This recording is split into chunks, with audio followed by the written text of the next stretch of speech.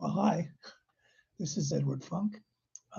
This is also podcast number 62, titled Clark Gable's Pursuit of Loretta Young Began Immediately.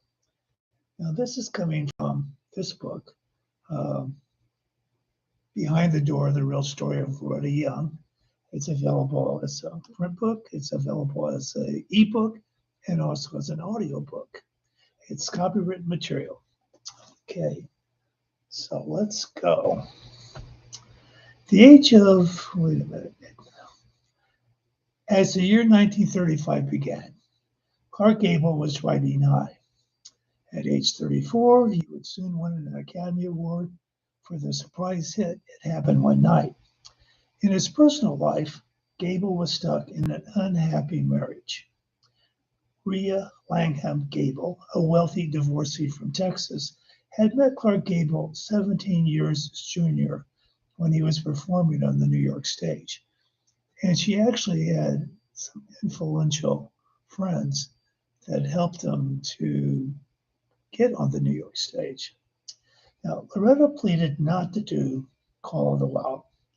The screenplay was based on the Jack London story set in Alaska and was about gold prospectors fighting off greedy villains.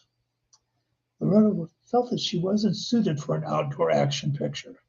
Nevertheless, studio head Daryl Zanuck ordered her to do it, and Loretta reported to the train station for the trip to Mount Baker, Washington, for location shooting. Frances Early, a friend of Loretta's older sister Sally, accompanied her as a companion. That's Frances, a woman, Frances. Loretta's first met Gable on the train. Clark Gable's pursuit of Loretta began immediately. She wasn't particularly surprised. Leading ladies were used to getting that kind of attention from leading men. However, Clark Gable was not the average leading man. Loretta recalled. He wasn't called the king without reason. One facet of his enormous attraction was a pure male animal instinct over which he had complete control. He could turn it on or off at will. He had played a couple of villains at the beginning of his career, and he was extremely good at it. He looked a little dangerous, and that added to his sexual attraction. The Call of the Wild cast and crew were billeted in the buildings of a summer resort, Loretta recalled. We were on location for 9 weeks, and we got about 6 days' work out of those 9 weeks. The studio was really very foolish to send the whole company up there, knowing what the weather was like. Most of the time, it hovered around 20 degrees above zero, but sometimes it dipped to 10 degrees below zero. And keep in mind, for someone like Loretta who lived in Southern California all of her life, this would have been torture. The main lodge of this resort had burned down before we arrived, so we were living in the buildings that quartered the housekeeping staff during the summer months. The walls were paper thin because they were built only for summer use. Freddie and I had a double room with 2 beds, a dresser, a closet, and a tiny closet. No, a tiny shower, excuse me. That was it. To get to where we ate, which was in another temporary building about a half a block away, they strung a rope from one building to the next so that you had something to hold on to. It was snowing so hard that the path would get covered up and you could have ended up anywhere. Despite the unbearable climatic conditions, it didn't take long for Loretta to fall for Gable's charm. Loretta remembered it as a beautiful fantasy, his liking me, my liking him, just for those moments. It was all very romantic, and I didn't care if anyone thought I had a crush on him. I did. There was nothing wrong with having a crush on someone, particularly when he has one on you. You can't help how you feel. We had a lot of fun, and it was for everyone to see. Now, let's stop here. This was more the same of what Loretta had gone through with Spencer Tracy. Loretta's observation that you can't help how you feel about someone, even if they were married, was deeply flawed. That's my opinion. Hatchie said, "You can't help how you feel about someone who is married," but then added, "but you control how you act on it." In her mind, anything short of intercourse was acceptable. The subject of Gable's unhappy marriage never came up. Nevertheless, it established parameters. What do we call it? What we normally would have talked about, we weren't allowed. But there are other ways of flirting. I always had a record player and records on the set.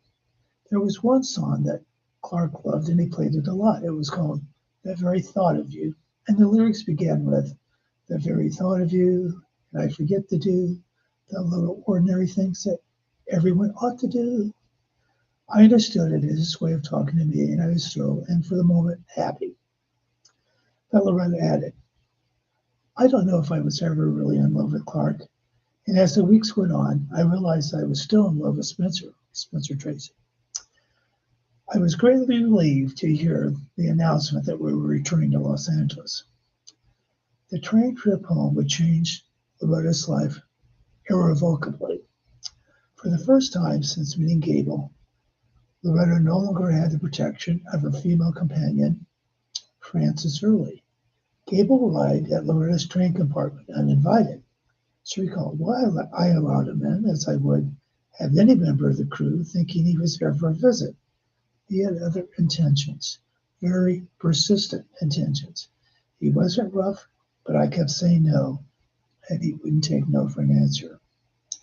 Now, in 1998, when she was 85, Loretta and I were watching television in her Palm Springs home. There was a mention of date rape on Larry King Live, and she asked me, what exactly did that mean? I explained to the best of my ability. The following day, Loretta called her daughter-in-law, Linda, and said, "I know now that there was a word for what happened to me with Clark." Loretta came to this realization 63 years after the fact. Had she had that perspective from the start, would she have branded herself as an adulteress for that single encounter and carry guilt for the rest of her life?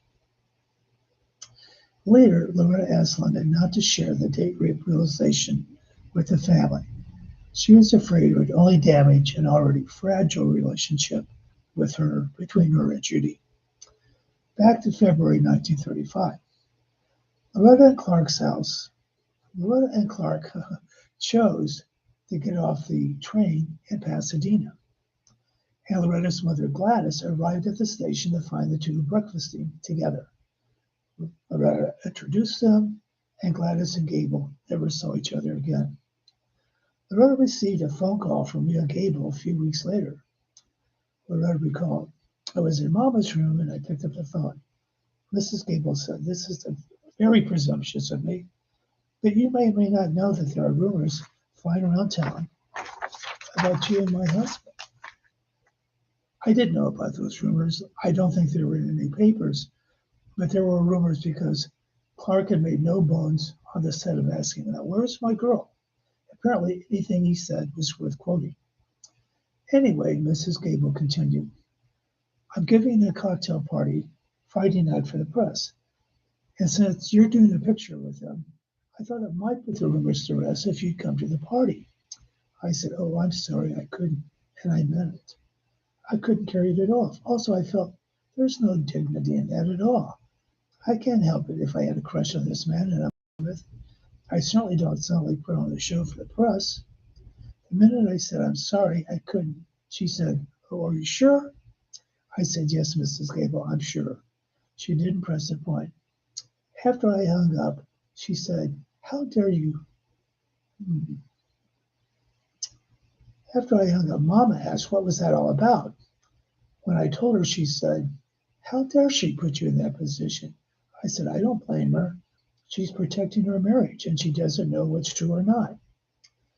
Loretta's discomfort with Gable's phone call would pale in what Loretta was about to discover. So, to be continued.